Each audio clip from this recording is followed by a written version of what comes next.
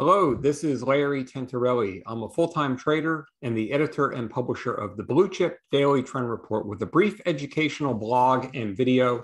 Today, we're going to take a look at how to trade a major market reversal in real time. And what I'm going to do is spend about maybe 10 or 12 minutes, and I'm going to go through some posts that I've shared with my website members over the past 10 or 11 days as far as spotting a major market reversal in the S&P and QQQ in real time, and some constructive pullback buys that I made along the way. So we're going to take a look at the screenshots. We'll also go into the actual tweets and the charts at the time. So you'll be able to see what I was seeing at the time, and then I'll walk you through the progression. So before we get started, I just want to touch base on the disclaimer, which says that everything in the video is for informational purposes only. It's not a recommendation to buy or sell any securities. It's not investment advice, and past performance does not guarantee any results whatsoever. So we'll get started, and we're going to go back to December 2nd. So I posted on December 2nd. So this was just before the lows, and we'll take a look at the charts. With the NYMO oversold, VIX hitting 32 yesterday, put call ratio was very high. It all points to markets being fairly oversold. So if the indices can hold going into the afternoon, I'm going to start a new position. I was over 40% cash. I had raised a lot of cash and booked some profits in November in some higher growth stocks like Airbnb, Snowflake, and Affirm. So we'll take a look at that post. So that was pre-market December 2nd. And what I was looking at the time, so NYMO is the New York Stock Exchange McClellan Oscillator, and it's basically a momentum indicator of how overbought, oversold the market is. And at the time at 87.49, we can see that was the second lowest since July, and then the lowest going back to March. So the markets indicated that they were very oversold at the time. And I also made a post that no bad news could be considered a catalyst. So if we'll take a look, that was December 2nd. And if we take a look at the S&P chart, so we'll see December 2nd at the open, the S&P was just over 4,500. But if we take a look, that almost was the exact low for this cycle. So what I posted that morning for my website members is that based on what I was seeing in the charts, I was going to look to start to make a test buy or two. So that was on the 2nd. So my first test buy was later that day, December 2nd, and I started a position in Apple. So we're going to dial into that post so we can see December 2nd, 2:58 p.m. I opened a new long position in Apple at 163.45. It was a full-size 6% position. So if we take a look at the chart, we can see that Apple had a big breakout. We're going to move me over just a little bit. Apple had a big, strong day on the day that Powell spoke and had the Fed pivot. So it was very strong, another move higher. Then it pulled back. So I bought that pullback, and what I saw was a very strong uptrend and a stock breaking out on heavy volume. So I bought into that pullback that day. I shared that with members. So that was on the 2nd, and we can see here was the buy, and then Apple's worked out. It's been very, very strong since then. It's testing over 180 pre-market, but it turned out to be a very good buy point. And what I was able to do is take advantage of the pullback in the market and the pullback in that stock. Now, I also added a pharmaceutical stock at the time, Pfizer, which is a little bit under, but I'm not concerned with that chart whatsoever. So Apple is going to be the first pullback buy, and that's basically what that is. That becomes a tester for me. So if my pullback buys start to work, then that tells me it's okay to add more exposure if I choose to do so. So the next day, December 3rd, I shared with members if QQQ retraces 50% of the move from 350 to 408, that would be a 379 target. The 50-day moving average is 380. And then I pointed out that the mega caps, Apple, Google, Amazon, were set up better. So if we take a look at that post, we can see this was early in the morning on Friday. If we dial into the chart, so we'll see that the recovery move started at 350. It went up to 408. So and I posted this before on Twitter, that a 50% retracement is fairly standard on bigger breakout moves. So that would take us down to 379, which is where I highlighted on the chart. At the time when I posted this, triple Q was at 384.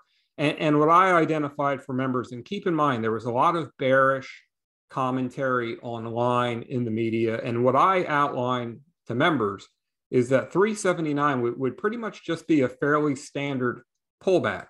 And if we take a look, December 3rd, we can see, so I posted that at 384 and change, which is about right here. Triple Q went down to 378.90, so within 10 cents of the actual target. And then that's turned out to be the low so far for this cycle, coming off of 379 and then at 398 right now. So basically what the purpose was there is just to share with my website members that although the media is bearish, social media is bearish, there's a lot of pessimism, that after such a strong move, just a retracement into 379 would be fairly standard on a technical level. That's exactly where it came down to.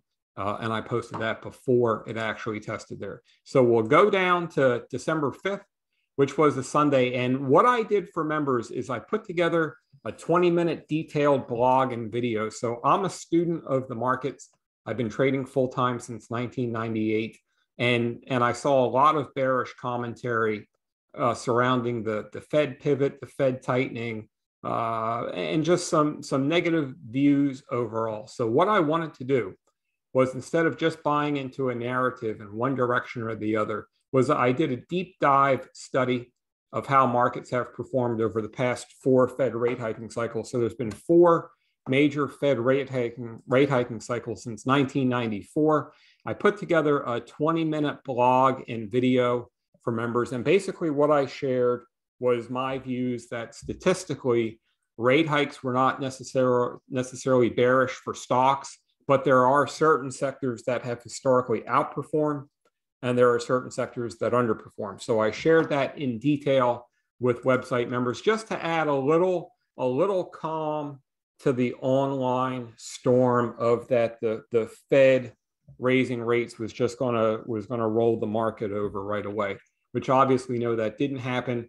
The market had one of its strongest weeks in 2021 last week. It had the strongest 2-day stretch since February. So basically what I shared with members is that if we look past all the bearish commentary and just look at the actual data shows that a straight down market is not necessarily what's happened in the past, and that there could be sectors that will outperform, there could be sectors that will underperform. And I put that together Sunday night, 8:45, because I wanted to get this in the hands of my website members before Monday, because I know there was a lot of commentary online.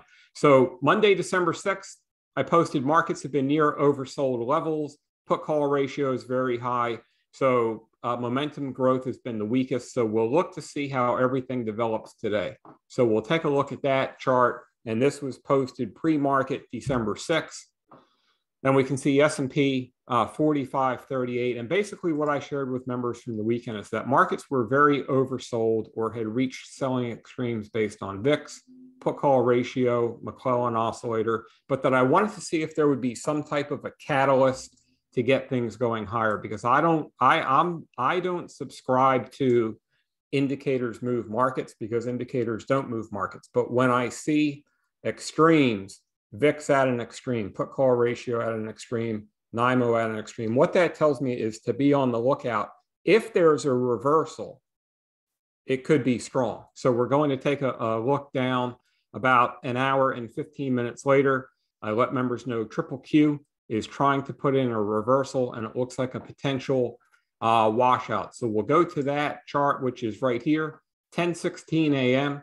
Triple Q trying to, I meant to say turn, triple Q trying to turn higher after a negative 1% open. If that holds, it looks to be a potential selling flush washout in tech, but that remains to be seen into the close. And if we take a look, I posted that. So the market opened down, triple Q opened down 1%.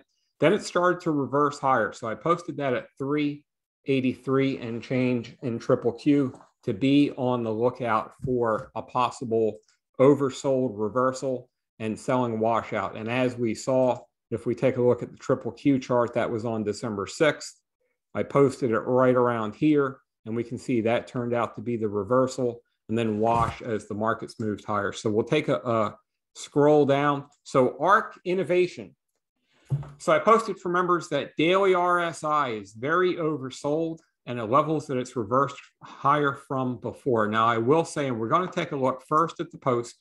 So I posted this at the same time, December 6th, and I let website members know. So the RSI ticked up a little bit to 20 and change, but I let members know that it had reached a level that previously had marked oversold reversal. So if we take a look back in March when RSI tested under 20, tested under 20 here, and it tested 19 and change here. So that was at 92.63. And if we take a look at ARK from that day, it moved from 92.63 up to 103 in 2 days. So about a 10 or 11 point move. Now, the key thing, and this is something that I shared with members as well, is I don't have any interest, and I didn't have any interest in the ARK chart here, right now, last week, or anytime. But the reason that I shared this with members is there was a lot of bearish commentary online. I saw a lot of short selling comments. And what I just wanted to share with members is what I was seeing, that at these levels, if we skip through all the commentary, at these levels that ARK has generally reversed higher since then. That's also a good barometer for growth stocks. And as we can see, ARK had a pretty sharp move higher. So as I said, I don't have any interest in ARK or that downtrend, but I wanted to be sure that my members knew where exactly ARK was on its chart momentum base. So we'll take a look. Triple Q holding the 100-day so far, and I posted this for website members. Later in the day, a lot of positive reversals in tech and growth. That was also on the 6th. Also, I posted on the 6th that there was a lot of major downtrends that were up today, which looked like a short covering rally, but short covering rallies can lead to very strong counter trend rallies, and the major May low in tech started with a short covering rally. Then we can see we followed up on ARK with a major reversal from negative 4.8 to up 1.5. So once again, this shows a potential major selling reversal and washout in real time for my members. Finally, on December 7th, I made triple Q. So on December 7th, I put tech and the entire triple Q segment on the buy list, which was the chart of the day, best idea going into the day. So if we take a look at that, we'll see pre-market December 7th, chart of the day, triple Q and large cap tech. And basically what I shared with my members is that I saw enough to believe that a near-term buyable low was in. And as we can see in triple Q, from December 6th was the reversal. Here was the low reversal. And then it's gone on to go higher since then. So I put the entire group, triple Q and tech, on the buy list. And then also I shared with website members that on December 7th in the morning, I believe at this point that the markets have put in at least a tradable low for now. And keep in mind, I didn't make any predictions going into it when I thought the market was going to reverse, when I thought the low was going to be. All I did was read the charts and focus on my trend following signals to see that what I believed was a tradable low was in. And as we can see, the S&P made new daily and weekly closing highs last Friday. And then what I did just to back up my opinion with some of my cash is I started a new position in Microsoft that morning. 333 and change is where I made the buy at. And if we can take a look, here was the buy, trading up about 342 and change right now. So basically what I wanted to do is just put together a brief educational blog and video to share with everyone how I can manage the markets, how to trade a major market reversal, just simply by reading the charts without bias, without opinions, without commentary, and just actually look at what's going on the screen in real time and make a determination that I've seen enough to believe that it's time to start to put some money to work, which is what I shared. So if you're interested, my website, bluechipdaily.com. If you go to the Join Now tab, you can see a lot of information about member benefits. We have a real-time members Twitter feed. I post ideas throughout the day. we have a nightly video similar to this one that I posted. So I appreciate everyone's time, and I hope to see you online shortly. Thank you.